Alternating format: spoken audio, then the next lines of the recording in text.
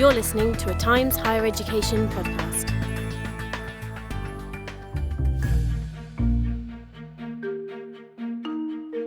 Hello and welcome to the Times Higher Education podcast. I am your host, Sarah Custer, and the editor of Campus, Times Higher Education's best practice platform full of advice, tips, guides, resources, everything you would want to know from your peers at universities and colleges around the world. I encourage you to go check out our content. It's all free in front of a paywall, timeshighereducation.com/campus. Now, joining me for today's episode, I am lucky enough to have Eliza Compton, our acting deputy editor on campus. Hello, Eliza. Hi, Sarah. It's very nice to be here.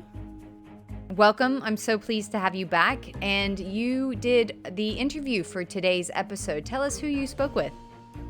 So yes, I did. I spoke to James Purnell, who is the President and Vice-Chancellor of the University of the Arts, London. UAL being one of the largest and leading art institutes and universities in the world. Interested to hear what you spoke with James about. James brings a wealth of experience to any conversation around the arts, having worked in policy, digital strategy, and also filmmaking. And our conversation drew on many aspects of what UAL does and creativity in general, including innovation in online learning, what makes cities such creative places, and also the challenges and potential that AI presents for the creative sector. If I'm being totally honest, what I know is taught and learned in art institutes and about the fine arts in general, it doesn't strike me as full of disciplines that would lend themselves to an online learning environment, but I'm sure your conversation with James will totally prove me wrong. Is UAL doing online courses? They're doing quite a lot of exploration in this space. I had the same question exactly, and James and I talked a bit about how the kinds of work that I was imagining, so for example, working in a ceramics studio, could be translated to online. Also interesting, and I'm not surprised at all, interesting to hear that you guys touched on the impact that AI will have on the creative industries, considering that's been such a huge flashpoint in the conversation as we're coming to grips with what AI means for societies and us as human beings, and the reaction from the music industry and writers and comedians. So give us just a little bit of a teaser. Don't tell us everything, but a teaser of what James's take is on that. The teaser I can say is that James's take was positive, and it had a lot to do with creativity and originality. My appetite is whetted. Thanks so much, Eliza. Let's go hear from James Purnell.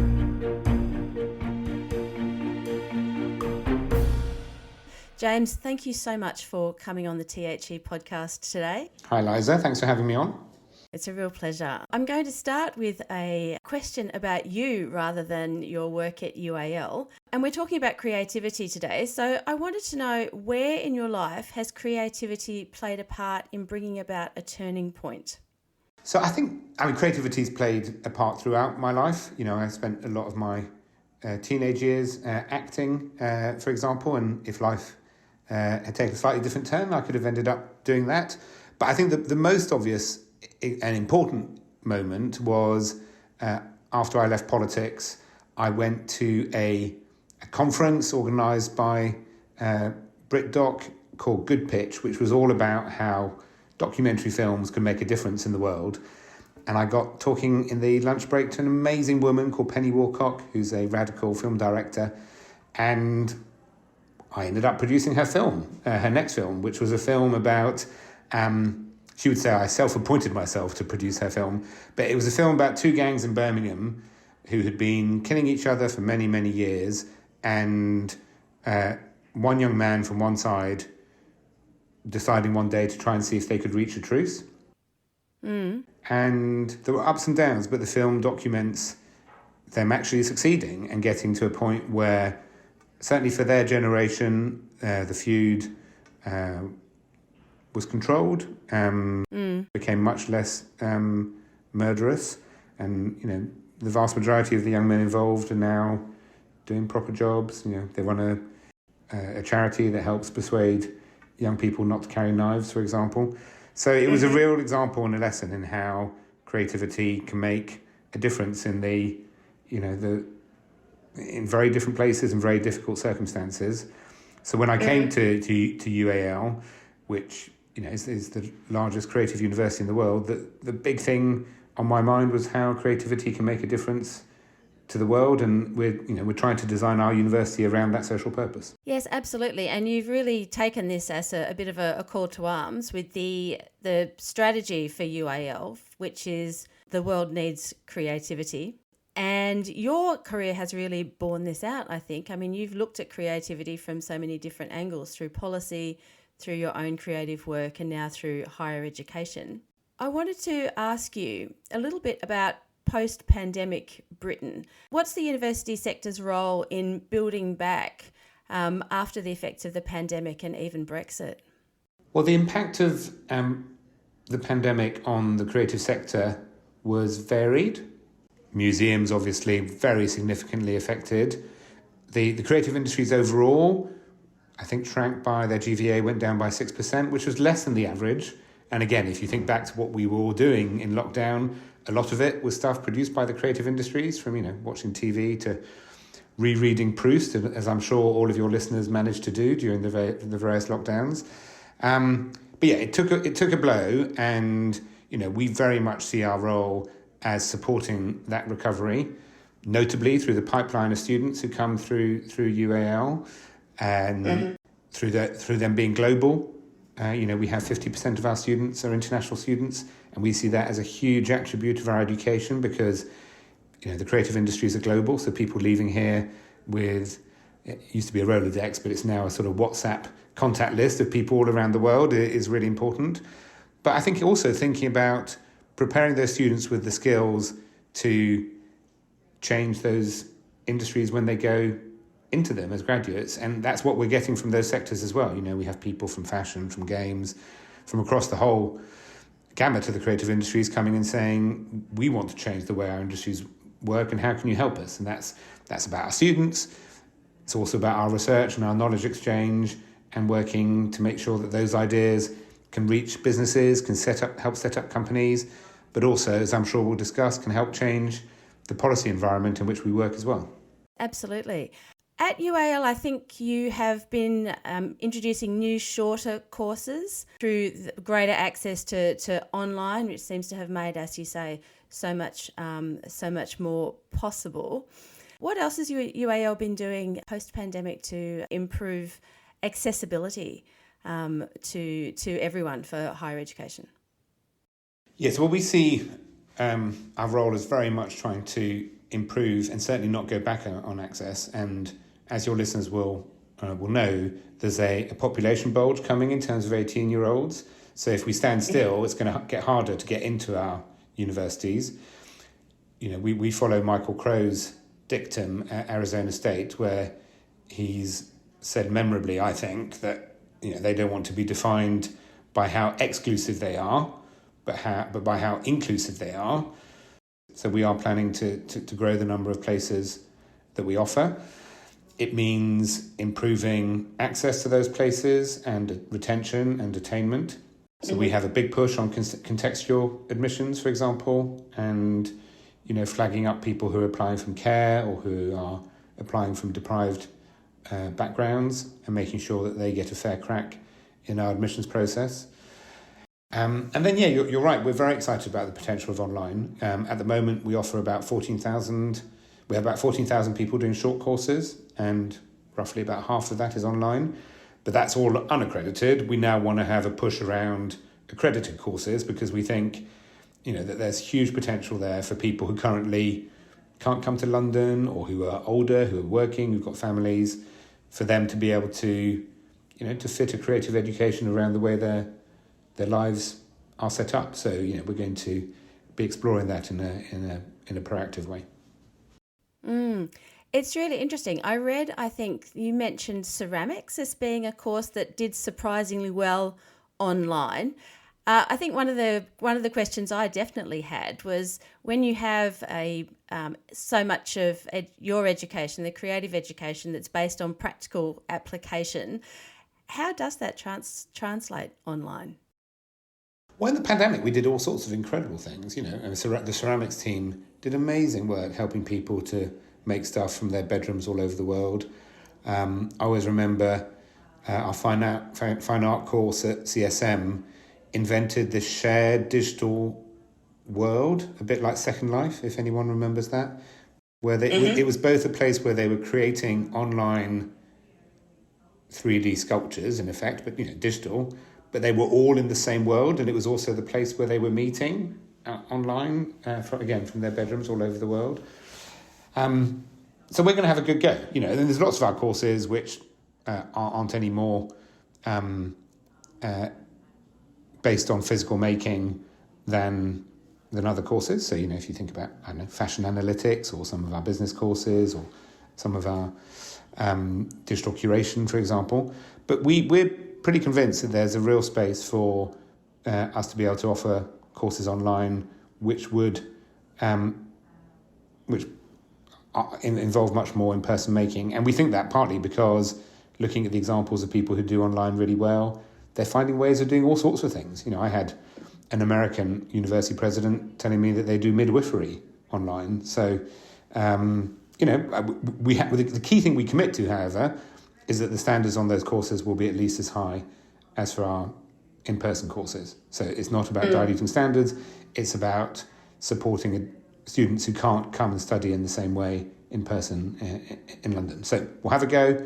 We'll obviously go for some courses where that's less of a challenge, but we really want to pioneer online creative education, so we'll also have a go at some of the courses that might be harder. Sounds really, really exciting and interesting. You did mention policy earlier on, and you've come from a background in policy, working in government as well as think tanks. And part of the UAL mission is the social purpose element. So what's the connection there between social purpose and the knowledge economy? Well, for us, it starts with shaping the sectors which our students are going to go into. So obviously that's partly about making sure that they're teaching, we're teaching and they're learning the right things, but it's also about being able to shape those sectors both so that they're growing and offering opportunities for people, but also so that social purpose is threaded through what they want to do, whether it's architecture or fashion, and not having exploitative practices in fashion. So one good example of that would be we set up a Creative Industries Policy Commission, which is trying to diagnose how the creative industries are doing in the UK, and then come up with some policy proposals to make sure that we retain what is still a pretty leading position. We've done a big survey as part of that, and got lots of companies to talk about how they feel we're doing. And still early results, but it seems like people feel that our competitiveness has gone down over the last few years. And so that's a trend. We don't want to slip out of that leadership position around the world. But there are lots of countries from, South Korea to Canada to Italy, France, who would dearly like to overtake us. And we need to make sure that we come up with ideas through our research, through our KE, through our policy work, to avoid that, so that we secure the prospects of our graduates when they leave here. I wanted to ask you also, what was the most surprising thing that you have discovered since coming into your position? I think you came into UAL in 2021. Now that you're actually within the sector, what has surprised you about this kind of work from the other side of the fence, as it were? I don't know if this is a surprise, but I think to specialise in parts of the British public life which are loved around the world but aren't quite as loved by some people in power. So I was at the BBC before, which is one of the wonderful things about the UK, in my view, and incredibly important to our democracy, to our creative industries. I feel the same about our universities. Actually, if you listen to Jeremy Hunt, to his first interview as Chancellor, and he was asked why he was optimistic about Britain, I think universities was the second thing that he mentioned. So, we are incredibly important, but sometimes we find it hard to get the support, certainly, that we feel that we deserve. So I think continuing to have to make that argument is something which I think it's a reality of where we are, but it would be lovely to get to a point where we got to a more productive conversation. Interesting. For you, what does an ideal creative education look like? Well, we publish it, and it's called the Creative Attributes Framework, which is something that we try and make sure that all of our students get when they're coming through UAL. And some of it is, the creative method. So it's about something which, actually it's interesting. We just done a survey of non-creative jobs, if there's such a thing, in non-creative sectors. So people who are in sales, for example, in tech or in finance. And they say that they have succeeded in those sectors partly because of their creative way of thinking, that they think outside the box and they're good at collaborating. And so those are, that's for me, the ideal creative education. Obviously, it varies from games to sculpture, from fashion to fine art. But, we set out 3 headlines. One is making things happen. So that's things like being proactive and being agile. Secondly, showcasing. So, anyone who works in the creative industries know you have to get out there and show your stuff and get people to love it and create a buzz. And then the third one is navigating change. And that's things like curiosity, resilience, skills which, frankly, you talk to any employer in any sector, are increasingly prized by them. Absolutely. How is AI going to affect the way that you work, or the sorts of preparation that you might be giving your students? Well, we think that it's going to have clearly a big impact both on how we deliver our services. So, we get lots of student inquiries. You can imagine AI will be, in time, really helpful there. Be a fantastic tool. And in some ways, this is a continuum with what we have now. No one does a graphics course these days without using various programs to support them to create. We don't make people just sit there with pencils and paper. But I profoundly feel that actually what the trend towards AI will do is put a real premium on creativity and originality. One person said, what AI does is go through all the things that have been created in the past and come up with the most obvious, most predictable answer to a question. What a creative education equips you to do is come up with the most original one. So, we're absolutely wanting to harness that. We're absolutely aware of the changes that it's likely to bring about to various creative professions. But in the end, what UAL teaches you is to be original, not to be the same as everybody else. And that feels like, if you go back to those creative attributes, it feels like things which will be increasingly precious. Yeah, absolutely. What do you think will be the biggest challenges? Well, the biggest challenge, I think, is going to be partly about copyright. I think there's a very important debate to be had about who gets paid for content. I think it's something that we've had with platforms already. Whether content creators have been properly remunerated, but I think AI brings that even more to the fore. Disruption of existing supply chains and ways of doing things, pressure on jobs. But overall, I feel optimistic about it. I think it will create opportunities to do amazing things that we couldn't do before in the way that most of the technologies of the last 120 years have done. It's nice to hear a bit of a positive spin on it. You are a born and bred Londoner. I think I have that right. What is what is it about London that breeds creativity, do you think? God, that's such a good question. I was born in London and then grew up for most of my life in France. How lovely. I think cities create connections.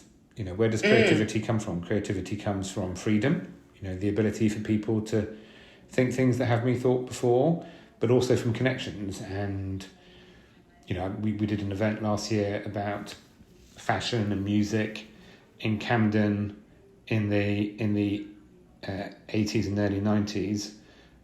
Period that Britpop came out of, a whole bunch of magazines, a whole bunch of really nightclubs, and that came out of, as I understand it, there was, for anyone who knows London, they'll know the West Way. There was a plan apparently to have a North Way, but it never happened. It was going to go north from Tottenham Court Road through Camden, and so that whole area, which is now Camden Market, got blighted in planning terms. Yeah, we can debate whether that was good for traffic or not, but it was certainly great for artists because it meant there was a whole bunch of really cheap accommodation, and that led to people being able to be creative and make stuff. So I think that's part of what makes London such a creative hotspot. I think the second factor is money. Art always thrives where there's buyers as well. And so that, sometimes complicated, but symbiotic relationship between buyers and makers is important in big cities. And this may sound, I hope it doesn't sound self-serving, but the third aspect with London is our universities. The RCA is the number one in the world, we're the number two in the world.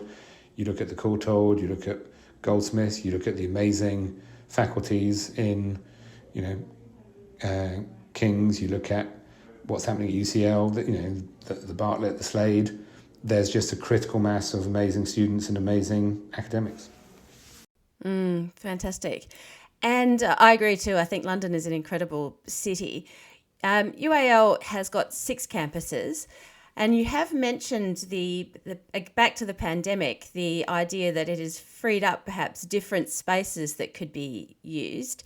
What's the relationship of UAL to place now in this new landscape? That's such a good question because we are global. We have alumni all over the world and I enjoy meeting them, but we're very rooted in our communities. So for example, in Camberwell, we have very active involvement with South London Citizens, a community organising group, and we work with local groups, local leaders on changes that they want to achieve to housing, for example. We've just moved all of our London College of Fashion students into our new building on East Bank, where we're incredibly excited to be next to the V&A, UCL, Sadler's Wells and the BBC. And we have very specific commitments around employment, around apprenticeships, around local education, around opening our doors, frankly. We've got the first 3 floors are open to the public. So we encourage people to come and see us and visit. So, I think that relationship between the very local and the very global is actually another thing which is a foundation of creativity, and we take it very seriously and find it very life-affirming. Fantastic. I'm going to swing us back around to policy for my last question. We've got an election coming up in the UK, elections everywhere this year. What would you like to see happen in policy terms for the next term? Well, we need to help students in 3 ways. We need to help students when they're studying. The cost of living is become an incredible barrier, really damaging barrier for too many students, particularly in London. So, and the amount of money that students get has not kept up with the cost of living crisis and the way that other areas of public spending have. Secondly, we need to invest in students and the courses that they get. The fact that the tuition fee is frozen is a cut to the amount of money that they get spent on them. And, we currently, across the sector, we lose £2,500 to £3,000 on every home student. So we have to start closing that gap. Otherwise, quality will suffer and they'll be less well prepared for life. And then we need to help students when they're graduates as well. And the changes which were recently made to the student finance system are very technical, but the upshot of it is we now have nurses paying back more than bankers, and that can't be right. So, given the public finances, whoever wins, this won't be solved overnight, but I think starting to make a change and having more money for students' maintenance, more investment in their courses, and a fairer repayment system when they leave feel like, absolutely vital areas of priority. Well, they are good thoughts to end on, I think, James. It's been such a pleasure speaking to you today. Thank you so much for your time in coming on the THE podcast. Thank you very much, Eliza. You're listening to a Times Higher Education podcast.